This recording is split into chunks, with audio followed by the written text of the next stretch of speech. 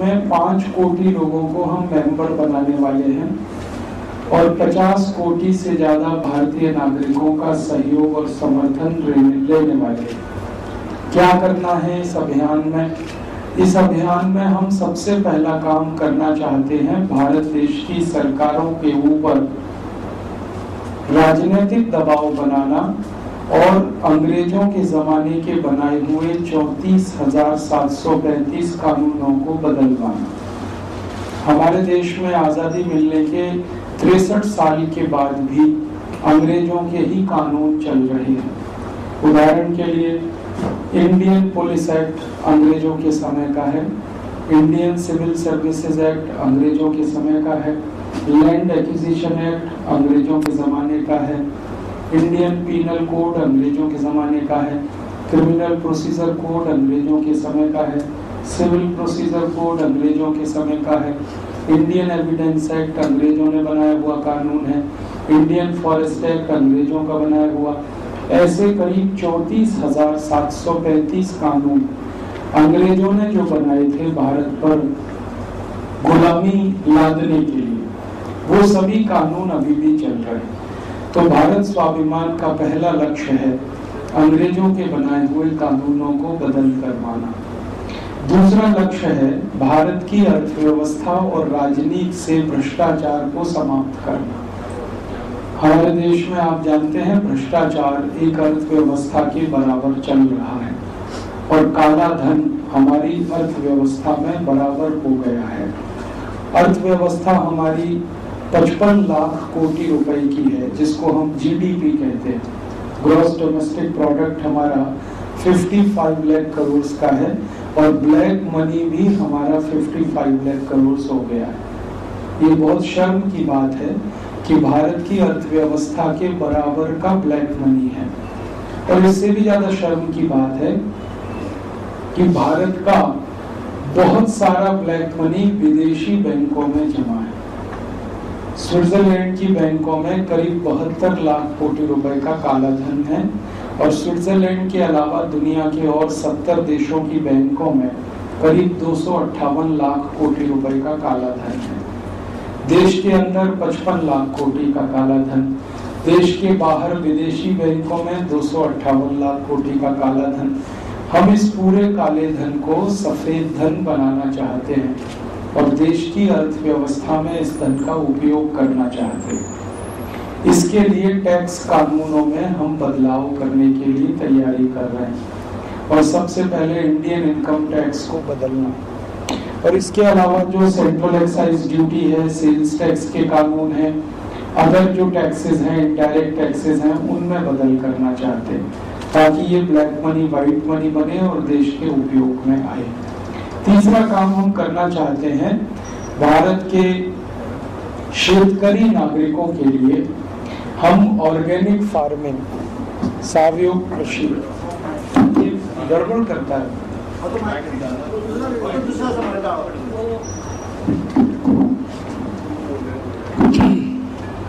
भारत के सभी शेतकरी नागरिकों को ऑर्गेनिक फार्मिंग की तरफ लाना चाहते हैं, सेंद्रीय खेती की तरफ लाना चाहते हैं और शेण खत की खेती इस देश में करा के फार्मर्स की जो तकलीफें हैं इन्हें कम करना चाहते हैं।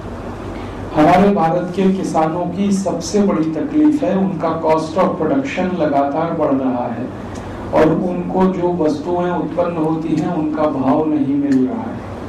इस कारण खेती घाटे में है और शेतकरी आत्महत्या कर रहे हैं। हर साल हमारे देश में 56,000 शेतकरी आत्महत्या करते हैं। ये भारत सरकार के फिगर्स हैं। हम चाहते हैं कि किसी शेतकरी को आत्महत्या ना करनी पड़े, इसके लिए वो अपने खेती में पूरे तरीके से शेण खत का वापर करें। तो शेण खत बनाने का तरीका और शेण खत का उपयोग करने का तरीका हम गांव-गांव सिखाते हैं और हमारे 2,40,000 योग शिक्षक गांव-गांव जाकर योग प्राणायाम के साथ साथ खेती करना सिखा रहे हैं और अभी तक हमें थोड़ी सफलता इसमें मिली है। करीब 20 लाख एकड़ खेती भारत में ऑर्गेनिक तरीके से हो रही है और इस खेती में कॉस्ट ऑफ प्रोडक्शन 90% कम हो गया है। यूरिया डीएपी नहीं डालना पड़ता, सुपर फॉस्फेट नहीं डालना पड़ता, केमिकल पेस्टिसाइड स्प्रे नहीं करने पड़ते, इंसेक्टिसाइड स्प्रे नहीं करने पड़ते, तो बहुत सारा प्रोडक्शन का खर्च बच गया। और आपका हमें खुशी है इस बात की कि जो शेतकारी ये खेती कर रहे हैं उनकी इनकम बढ़ रही है। एक तो खर्चा घट रहा है, आमदनी बढ़ रही है। अब हम कैसे, हम भारत के आम आदमी से लेकर सभी लोगों को सेंद्रीय खत से पैदा किया हुआ गेहूं, सेंद्रीय खत से पैदा किया हुआ धान, चावल, सब्जियां, दाल आदि उपलब्ध करा रहे हैं। और इसके लिए अगले 1 वर्ष में भारत देश में 1000 स्टोर्स हम शुरू करने जा रहे हैं पूरे देश में, जिसमें शेण खत का गेहूं मिलेगा, शेण खत का धान, चावल, शेण खत की गुड़ मिलेगी, शेण खत की काकड़ी मिलेगी, शेण खत की सब्जियां मिलेंगी, सब कुछ ऑर्गेनिक मिलेगा। और बाजार की कीमत के लगभग बराबर कीमत पर मिलेगा, बहुत हाई प्राइसेस नहीं होंगे, ये हम कोशिश कर रहे हैं। अगर बाजार में गेहूं यूरिया डीएपी का 11-12 रुपए किलो है तो शेण खत का गेहूं 13-14 रुपए किलो में मिल जाएगा, इससे ज्यादा कीमत पे नहीं, ताकि गरीब से गरीब आदमी उसे खरीद के खा सके। ये हमारा दूसरा एक बड़ा काम है। इसके साथ एक तीसरा काम हम पूरे देश में कर रहे हैं, गांव-गांव नागरिकों को योग, प्राणायाम और आयुर्वेद सिखा रहे हैं ताकि वो अपना इलाज खुद कर सके। हमारे भारत देश में सरकार की तरफ से चिकित्सा और स्वास्थ्य की सुविधा सभी को उपलब्ध नहीं है। सरकार के पास बजट नहीं है, फंड्स नहीं है।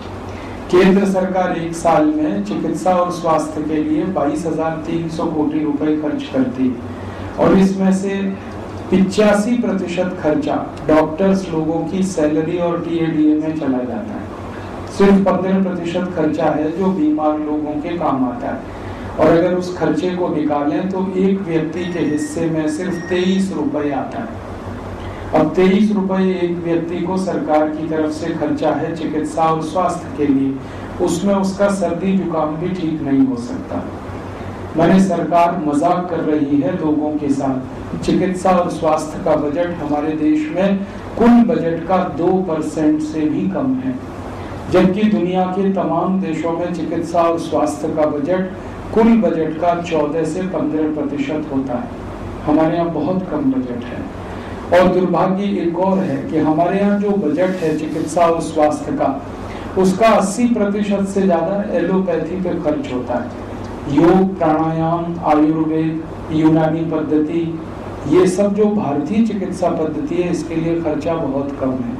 तो हम लोगों ने अभियान के रूप में ये काम शुरू किया है कि भारतीय चिकित्सा पद्धतियों को बढ़ावा देना, योग को बढ़ावा देना, प्राणायाम को, आयुर्वेद को।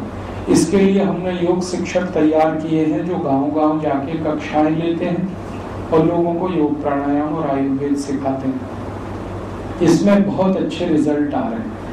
इतने अच्छे रिजल्ट आ रहे हैं कि योग प्राणायाम सीखने के बाद लोगों की डायबिटीज ठीक हो रही है। और ठीक होने से मतलब है मेरा क्योर हो रही है, डायबिटीज क्योर हो रही है। इस बात को मैं एम्फेसाइज करके कहना चाहता हूँ। सारी दुनिया के चिकित्सक कहते हैं कि डायबिटीज इनक्योरेबल डिसीज है, लेकिन योग प्राणायाम से ये कंप्लीट क्योर हो रहा है। 40-40 साल से जिनको डायबिटीज था और जो इंसुलिन डिपेंडेंट थे, उन्होंने योग प्राणायाम करके 2 महीने में शुगर अपना ठीक किया।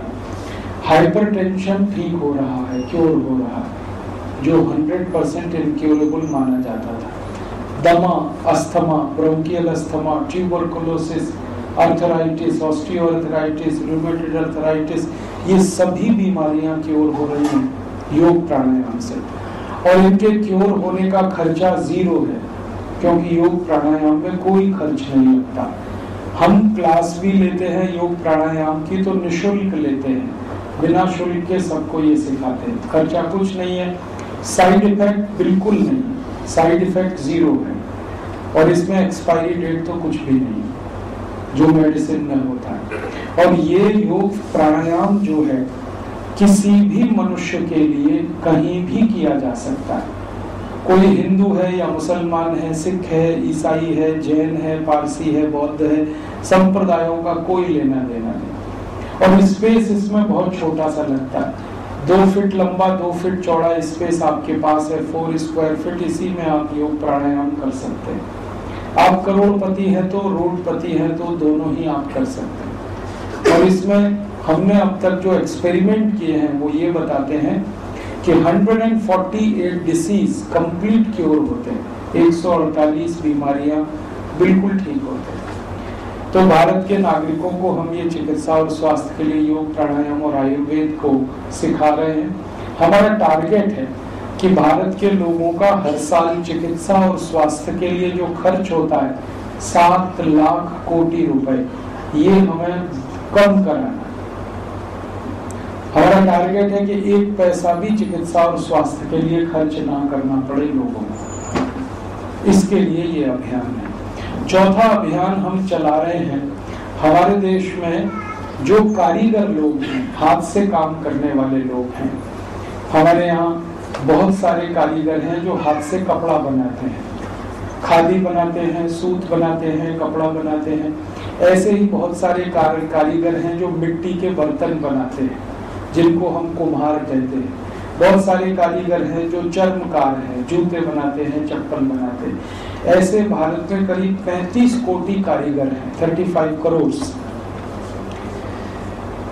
हमारी कोशिश ये है कि ज्यादा से ज्यादा वस्तुएं बाजार में इन कारीगरों की बनाई हुई बिके।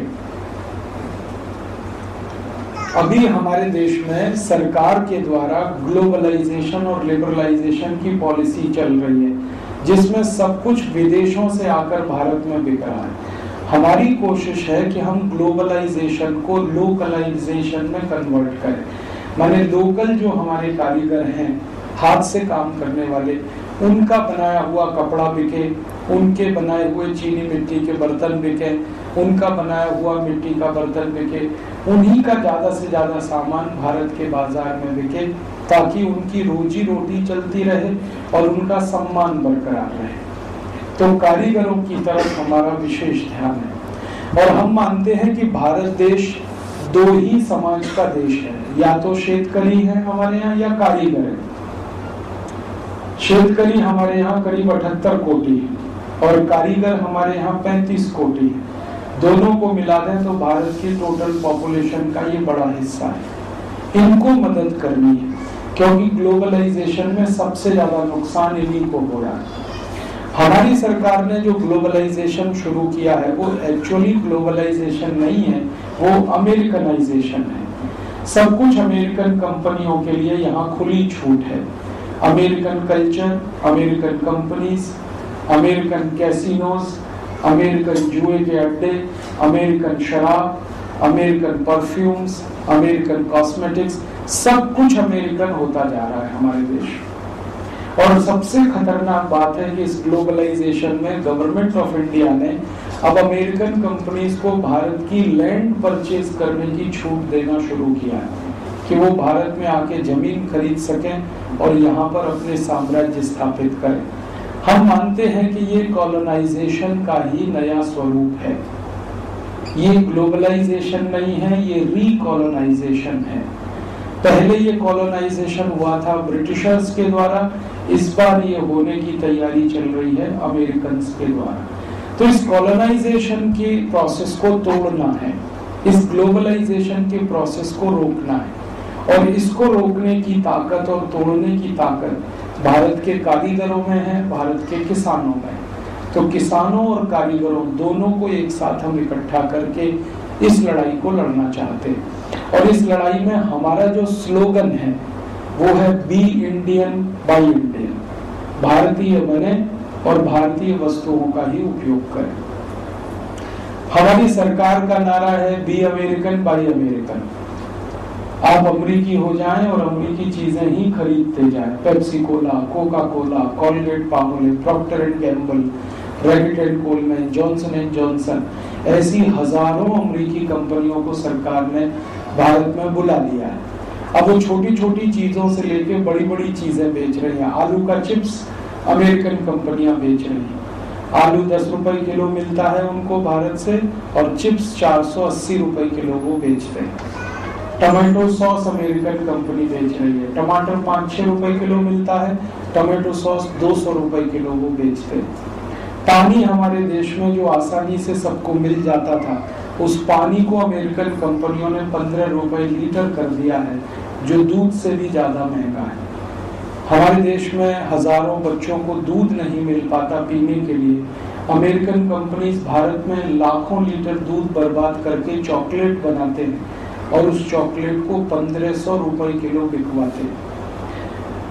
अब हम इसके खिलाफ खड़े हैं और हमें इसका पूरी ताकत से जवाब देना है। इसलिए सारे देश को हम इकट्ठा कर रहे हैं इस विदेशीकरण के खिलाफ, अमरीकीकरण के खिलाफ। और इसमें आखिरी लड़ाई हम लड़ने की तैयारी कर रहे हैं कि हमारे देश के जो रिसोर्सेज हैं, जो नेचुरल रिसोर्सेज हैं, वो धीरे धीरे प्राइवेटाइज हो रहे हैं।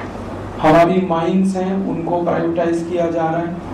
हमारे तालाब और सरोवर हैं, पानी की व्यवस्था है, उसका प्राइवेटाइजेशन हो रहा है। हमारे जंगलों का प्राइवेटाइजेशन शुरू हो रहा है। इसके खिलाफ हम बड़ी लड़ाई की तैयारी कर रहे हैं, क्योंकि देश की संपत्ति निजी हाथों में जाना ये सबसे खतरनाक बात होती है किसी भी देश के लिए। दुनिया में जो हाईली ग्लोबलाइज्ड कंट्री हैं, उनके यहाँ भी नेचुरल रिसोर्सेज निजी संपत्ति नहीं होते। इवन अमेरिका में नहीं है, यूरोप के देशों में नहीं, और हमारे यहाँ उल्टी दिशा में ये जा रहा है। चूंकि ये सारे रिसोर्सेज निजी हाथों में जा रहे हैं, इसलिए इनका अंधाधुंध दोहन हो रहा है, शोषण हो रहा है, और संपत्ति देश के बाहर कौड़ी के भाव में बेची जा रही है। हम हमारे नेचुरल रिसोर्सेज को बर्बाद करके यहाँ से जो कुछ भी विदेश में भेज रहे हैं, वो सब कौड़ी के भाव बिक रहा है, क्योंकि रुपए की कीमत बहुत कम है, डॉलर की कीमत बहुत ज्यादा है। मैं आपको एक पुरानी जानकारी दूं, जब हम आजाद हुए थे तो हम आयरन ओर एक्सपोर्ट करते थे, 7 रुपए किलो उसकी कीमत होती थी। अब आजादी के 63 साल के बाद सेम आयरन ओर हम एक्सपोर्ट करते हैं, उसकी कीमत 25 पैसे किलो होती है। हम लुटा रहे हैं अपनी संपत्ति विदेशियों को, और ये संपत्ति जो लूटी जा रही है ये वापस नहीं आने वाली है। एक बार ये संपत्ति खत्म हुई तो ये हमेशा के लिए खत्म होने वाली है। कुछ संपत्ति तो ऐसी है जो रिन्यूएबल है, जिसको हम फिर बना सकते हैं, लेकिन कुछ संपत्ति है जो नॉन रिन्यूएबल है, जिसको दोबारा नहीं बनाया जा सकता। तो सारे देश में इसकी हम जन जागृति खड़ी कर रहे हैं, संगठन बना रहे हैं, और अगले 4 सालों में हमारे संगठन में 5 कोटि डायरेक्ट मेंबर होंगे, 50 कोटि लोग हमारे इनडायरेक्ट सपोर्टर होंगे। उनकी मदद से सरकारों पर दबाव डालना है, कानून बदल करना है, नीतियां बदल करनी है, नियम बदल करने हैं। और अगर सरकारें नहीं कर पाई, हमारे हिसाब से कानून नहीं बदले, नीतियां नहीं बदली, तो जरूरत पड़ने पर हम भी पार्लियामेंट में हस्तक्षेप करेंगे, विधानसभाओं में हस्तक्षेप करेंगे, और नई सरकारें बनाएंगे और नए लोगों को इस देश की राजनीति में लाएंगे। ये हमारा संकल्प है। या तो सरकारें अगले 4 सालों में देश में नीतियों को बदलें, ग्लोबलाइजेशन को रोकें, रिकॉलोनाइजेशन को रोकें, हमारे संपत्ति को बर्बाद होने से बचाएं, हमारे कारीगर, हमारे किसानों को ठीक तरह से रखने की भी नीतियां बनाएं, अंग्रेजों के कानून बदल दें। और अगर ये सब इन्होंने नहीं किया तो हमारा संकल्प है कि 2014 का जब चुनाव होगा पूरे देश में, तो सारे देश में से हम अधिक से अधिक सांसदों को चुनकर लाएंगे लोकसभा के लिए, और जरूरत पड़ने पर विधानसभाओं के लिए, और एक नई व्यवस्था वाला भारत हम बनाएंगे। इस संकल्प के साथ हम आगे बढ़ रहे हैं। उम्मीद है कि हम इसमें सफल होंगे, क्योंकि पिछले 1 साल में हमें बहुत सफलता मिली है। हमारा जो संगठन है भारत स्वाभिमान, इसका ग्रोथ रेट पिछले 1 साल का अगर हम निकालें तो बड़ी से बड़ी मल्टीनेशनल कंपनी से 1000 टाइम्स ज्यादा है। माने लोगों का सपोर्ट हमें मिल रहा है, लोग हमारे साथ जुड़ रहे हैं, और लोग हमें मदद भी कर रहे हैं। ये पूरा अभियान लोगों की मदद से चल रहा है। ये पूरा अभियान आगे भी लोगों की मदद से ही चलने वाला है। अगले 1 से 4 मई गोवा में इस अभियान का एक विशेष चरण शुरू हो रहा है। परम पूजनीय स्वामी रामदेव जी 4 दिन के लिए गोवा आ रहे हैं। 1 मई से 4 मई उनका यहाँ शिविर आयोजित हो रहा है। जिसमें हजारों हजारों लोग भाग लेंगे जो भारत स्वाभिमान के मेंबर बन चुके हैं। और हमारे भारत देश में हर जिले में अगले 2 सालों तक शिविर करने की योजना है। उस योजना का शुभारंभ गोवा से हो रहा है। पहला जो हम शिविर कर रहे हैं पूरे देश में जिले स्तर का, वो गोवा से शुरू हो रहा है और आने वाले 2 साल तक ये शिविर 380 जिलों में चलते रहेंगे। इनमें हम मेंबरशिप करेंगे, अभियान की ताकत बढ़ाएंगे और लोगों को अपने योग शिक्षण के साथ जोड़ेंगे। इतना मुझे कहना था। अब आपके प्रश्न होंगे तो उनका उत्तर देने की कोशिश करूँ। फॉर्मल पार्टी कब लॉन्च हो जाएगी? बहुत जल्दी हो जाएगी, बहुत जल्दी हो जाएगी। थोड़े दिन में आपको जानकारी मिल जाएगी। राजनीतिक लड़ाई लड़नी है, ये घोषणा हमने कर दी है। पार्टी का नाम भी स्पष्ट है, भारत स्वाभिमान। रजिस्ट्रेशन वगैरह की कुछ फॉर्मेलिटीज हैं, वो पूरी होते ही आपको जानकारी हो जाएगी।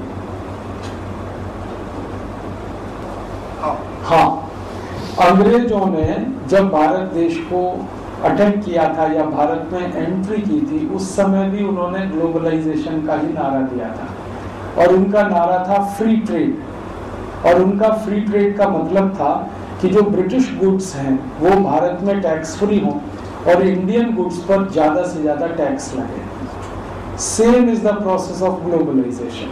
भारत सरकार ने 91 से ये जो प्रोसेस शुरू किया है, इसमें विदेशों से आने वाली वस्तुओं को टैक्स कम से कम किया है और देश के अंदर बनने वाली वस्तुओं पर इनडायरेक्ट टैक्सेस ज्यादा से ज्यादा लगाए।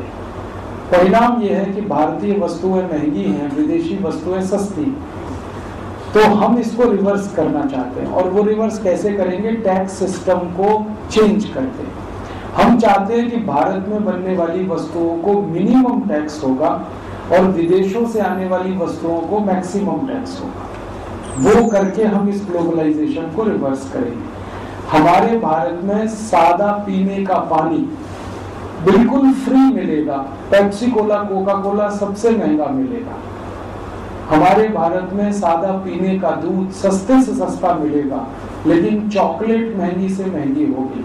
माने जो नॉन एसेंशियल आइटम्स हैं, जिनकी हमारी लाइफ में कोई जरूरत नहीं है, ये सभी आइटम्स को सरकार ने जो छूट दे रखी है, हम उसे खत्म करेंगे। और मल्टीनेशनल कंपनीज को जो छूट मिली हुई है, आपको शायद सुनकर हैरानी होगी, आप पंजिम में रहते हैं, गोवा में रहते हैं, आप पीने के पानी पर टैक्स देते हैं, लेकिन पेप्सी कोक को 1 पैसा टैक्स नहीं लगता।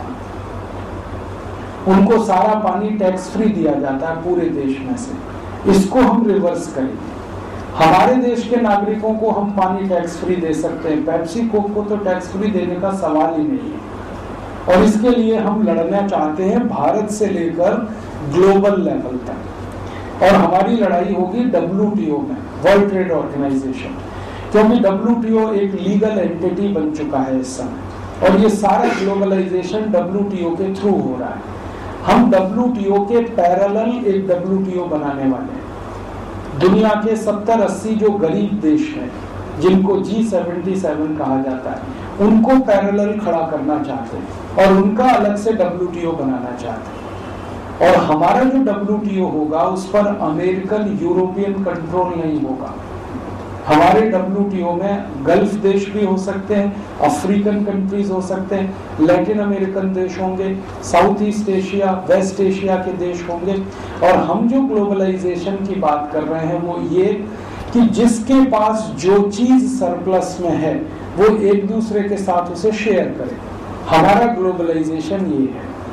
अमेरिका और यूरोप का जो ग्लोबलाइजेशन है वो ये है कि उनके पास जो सरप्लस में है वही सबको दें, हमारे पास जो सरप्लस है वो उसे नहीं लेंगे।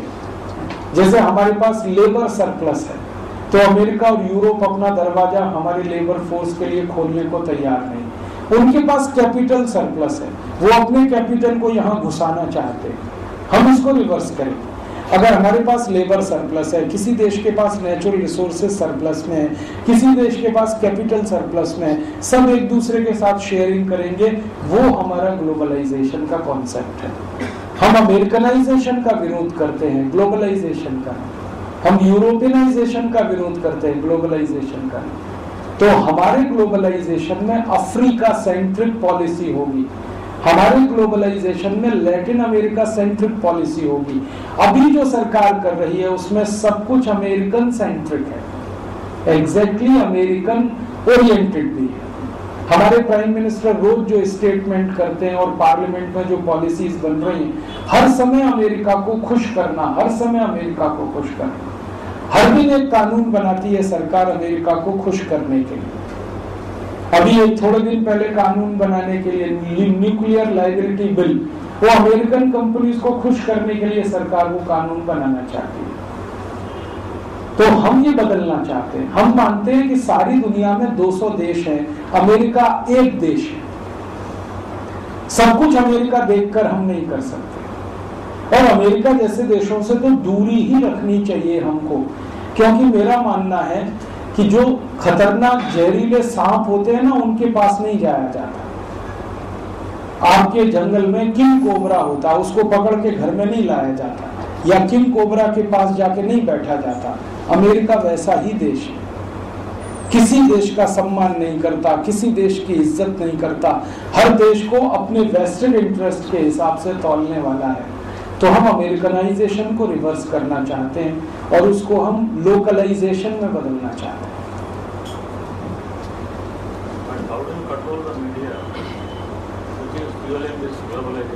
हाँ, हमारे मीडिया में बहुत सारा फॉरेन इन्वेस्टमेंट आया, और फॉरेन इन्वेस्टमेंट पाने के बाद मीडिया भी लगभग काफी कुछ वैसा है जो विदेशी हाथों में चला गया।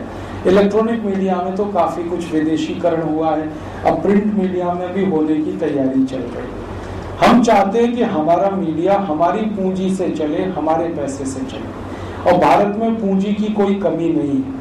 हमारे देश में हमारी सरकारों ने मूर्ख बना रखा है कि हमको कैपिटल इन्वेस्टमेंट चाहिए।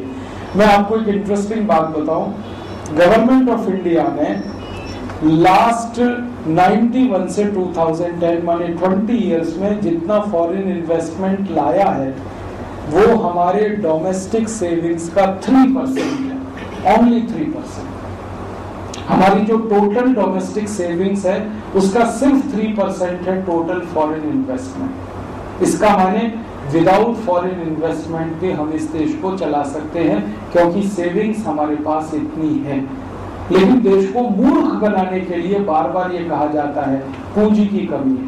हम मानते नहीं कि मीडिया में कोई पूंजी की कमी है, क्योंकि मीडिया में जो एडवर्टाइजमेंट मिल रहे हैं, इलेक्ट्रॉनिक मीडिया, प्रिंट मीडिया को, वो ये कहानी कह रहे हैं कि विदेशी अभी भी बहुत कम एडवर्टाइजमेंट है, स्वदेशी एडवर्टाइजमेंट पे मीडिया जिंदा है। भारत में 2 टेलीविजन ग्रुप हैं जो 1 पैसे का भी विदेशी एडवर्टाइजमेंट नहीं लेते और खूब अच्छे से चल रहा है।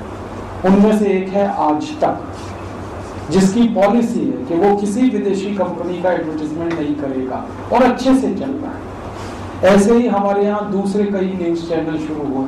तो हमारी कोशिश है कि मीडिया के लोगों को हम साथ बैठकर संवाद करके उनको थोड़ा प्रेरित करें कि आप इस विदेशी पूंजी के मोह से निकलकर भारतीय पूंजी का ही इस्तेमाल करो, क्योंकि पूंजी आती है तो उसके साथ कंट्रोल आता है, और कंट्रोल आता है तो उसके साथ कल्चर आता है जिसकी आप बात कर रहे हैं। अमेरिकन कल्चर, यूरोपियन कल्चर हर जगह घुस रहा है, और बड़ा दुख होता है मुझे कि अमेरिकन स्टाइल में अब हमारे न्यूज़पेपर निकलने लगे। अब हमारे न्यूज़पेपर में एडिटर की जगह नहीं है, मैनेजिंग एडिटर हमारा एडिटर हो गया। ये सबसे खतरनाक चीज हुई। हर बड़े अखबार में एडिटर खत्म होके मैनेजिंग एडिटर को एडिटर बनाया। ये प्रवृत्ति खराब है, इसको ठीक करना है।